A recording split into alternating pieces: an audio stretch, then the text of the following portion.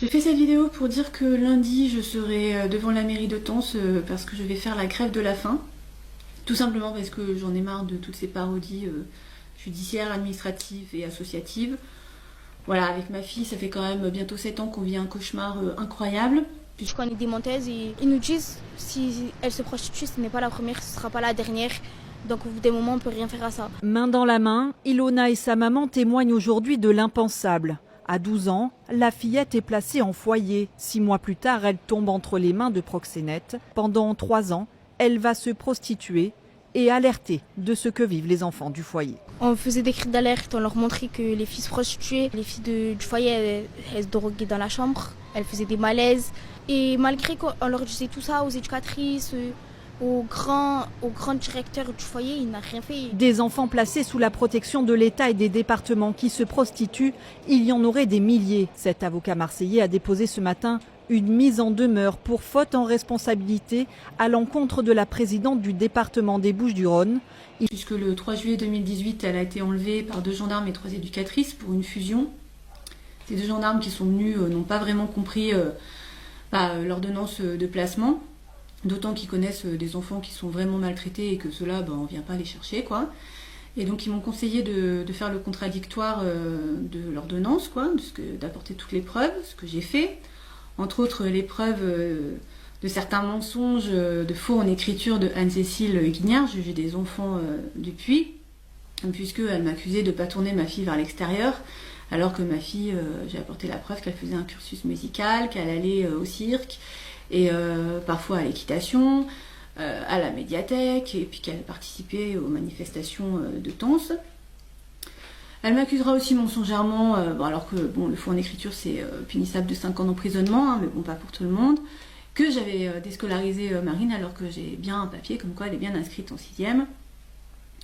Voilà, elle renouvellera le placement de Marine. Au bout de 6 mois de placement, ma fille, elle veut rentrer chez elle, elle pleure, elle veut rentrer.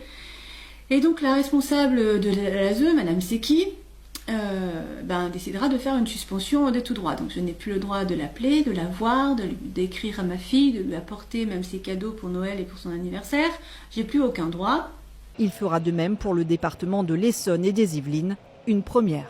Nous demandons au président du département, est-ce que vous saviez? Et c'est pas possible qu'il ne sache pas, parce que le seul responsable, c'est lui, de l'aide sociale à l'enfance. 2, qu'avez-vous fait? Et la réponse, je l'ai déjà, rien.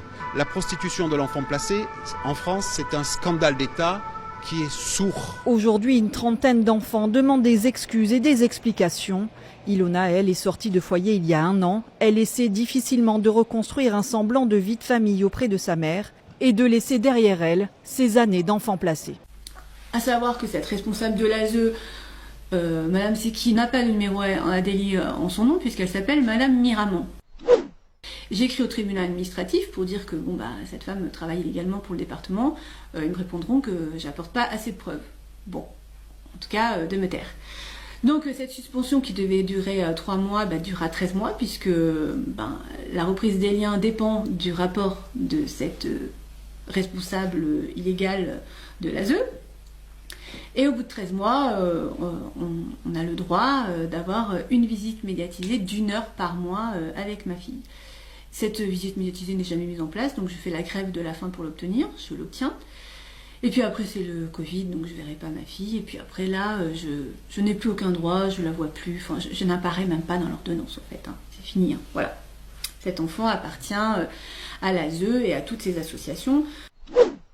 Voilà, en tout cas, par la suite, j'ai été attaquée par l'association Entraide Union, donc les bourreaux de mon enfant, et j'ai été condamnée. Enfin, il n'y a pas que moi, puisqu'il y a une autre maman.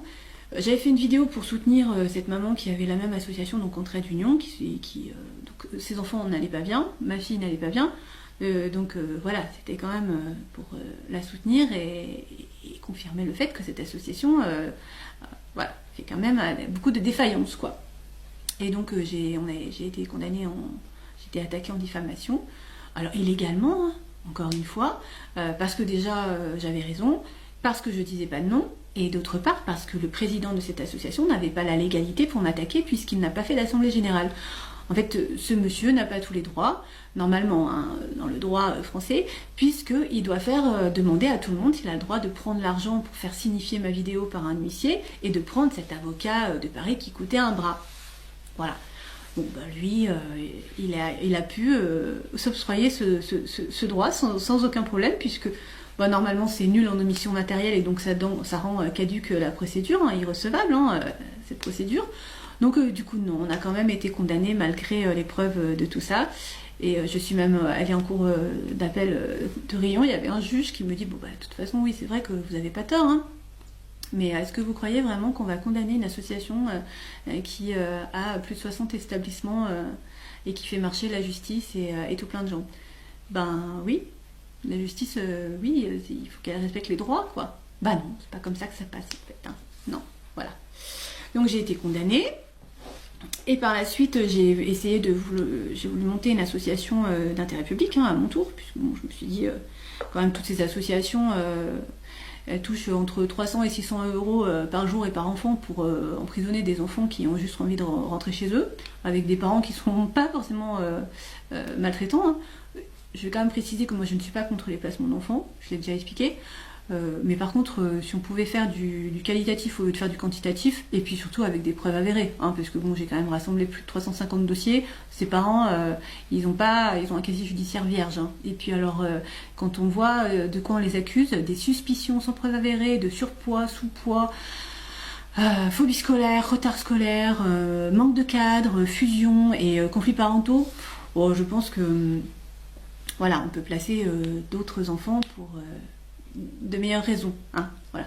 D'autant que ces parents, ça sera le parcours du combattant pour les récupérer, d'où l'intention de monter cette association d'intérêt public.